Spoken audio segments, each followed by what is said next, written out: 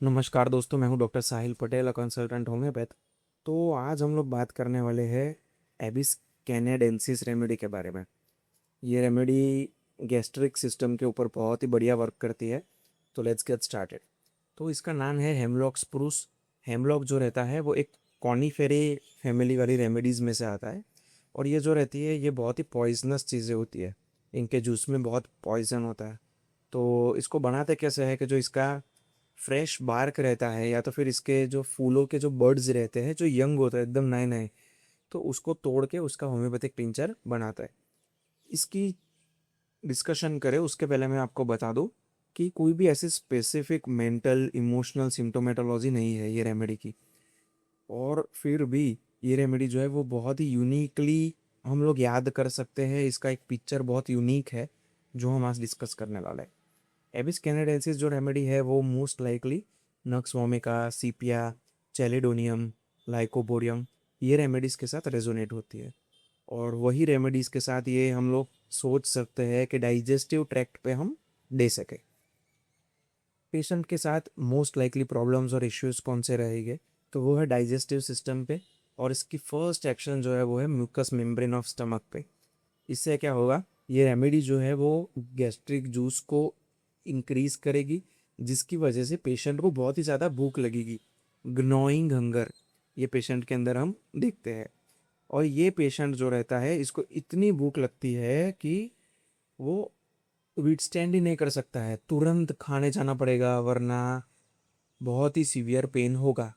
पेट में किसी ने हाथ से पकड़ लिया हो और ऐसे दबा रहा हो, ऐसी सेंसेशन आती है। तो उसके लिए इसको क्या करना पड़ता है, खाना पड़ता है। एम्प्टी फीलिंग सेंसेशन में रहेगी। कई बार तो ऐसा होता है कि कुछ खा लेता है तो भी सेटिस्फेक्शन फील नहीं होता है। कई बार ऐसा रहता है कि बहुत ही ज़्यादा खाना खाना पड़ता है क्योंकि भूख ही हंगर ही इतनी ज़्यादा है। बट क्या होगा, ईटिंग बहुत ज़्यादा हो जाएगा तो ओवरलोड हो जाएगा।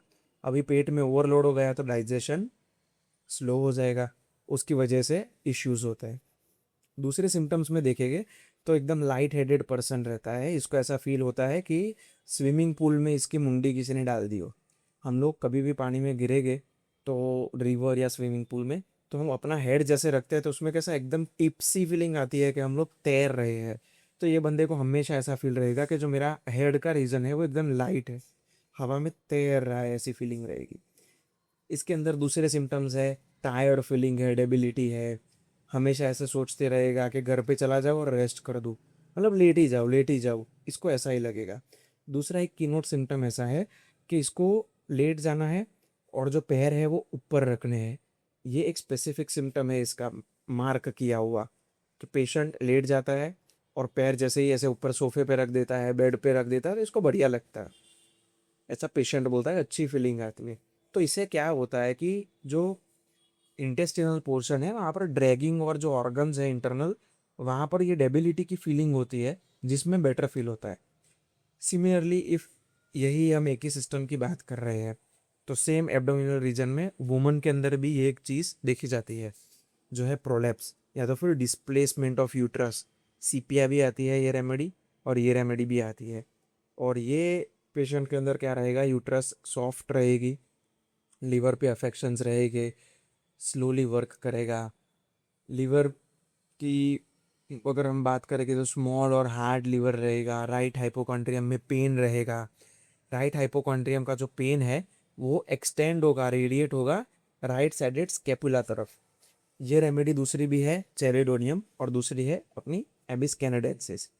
पेशेंट को रहेगा कॉन्स्टिपेशन, रेक्टम में बर्निंग फीलिंग रहेगी स्टूल पास करने के टाइम पे, एब्डोमिनल डिस्टेंशन बहुत ज़्यादा रहेगा, डकारें बहुत ज़्यादा आएगी, एब्डोमिन में कुछ रंबल हो रहा है, गुटुर गुटुर होते रहता है, ये वाली सेंसेशन रहेगी।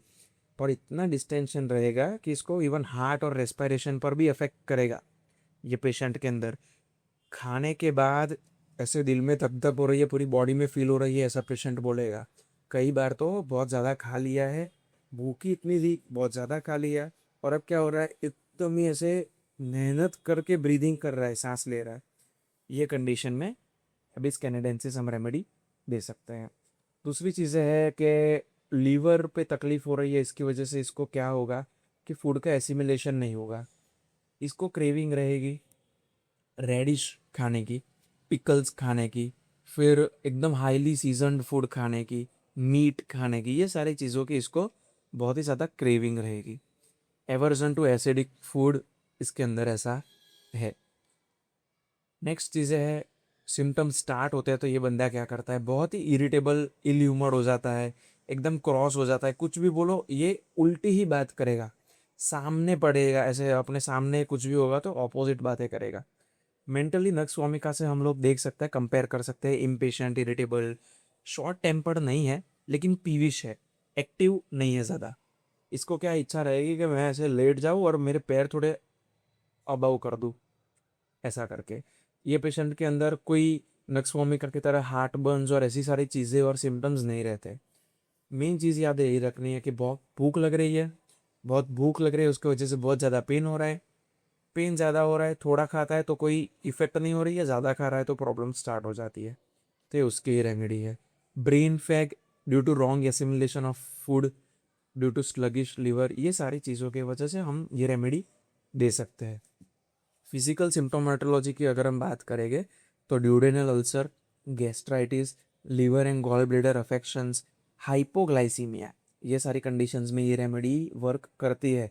इवन हिपेटिक एनकेफेलोपैथी वाली कंडीशन हो जाए वहाँ पर भी ये रेमेडी वर्क कर सकती है। ये पेशेंट जो रहता है वो चीली रहता है। चीली पेशेंट के साथ साथ इसके अंदर क्या देखा गया है कि पेन के साथ चिलीनेस जो रहती है वो अल्टरनेट नहीं हो रही है, प्रेजेंट तो है ही, बट पेन जो है वो बहुत सिवियर है, किसी ने जैसे कि इसका पेट पकड़ लिया हो, उस टाइप का पेन है। दूसरे तो कोई स्पेसिफिक इसके सिम्टम्स नहीं है। ब्लड में ऐसी सेंसेशन रहती है कि एकदम बर्फ़ वाला पानी पूरी बॉडी के अंदर चल रहा है, ऐसा फील हो रहा है। फिर शोल्डर्स की जो ब्लेड्स है वहाँ पर इसको पेन रह रहा है कि कोई कपड़ा अटक गया है, ऐसी सेंसेशन आ रही है, वेट क्लोथ है, ये सब सेंसेशंस है। बट पेक्युलरली हम बात करें तो पेट वाला जो रीजन है, स्टमक, वहाँ पर ये बहुत ही बढ़िया वर्क करती है। इसके पेन को इफ़ चाय पी तो एग्रावेशन होगा, और इफ़ पेट को प्रेशर करके दबा रहा है तो इसका पेन जो है वो कम हो रहा है। टिपिकली राइट साइड रेमेडी है, हमें जैसे देखा कि लीवर की रेमेडी है तो लंग में भी इफेक्ट होगा तो राइट में ज़्यादा होगा। कॉन्स्टिपेशन में हमने देख लिया, फीमेल्स में देख लिया। ये सारे सिम्टम्स थे एबिस कैनेडेंसिस के। फीवर वाली कंडीशन भी रहती है पेशेंट्स के अंदर, चिल्स रहते हैं और ये सारी कंडीशन रहती है।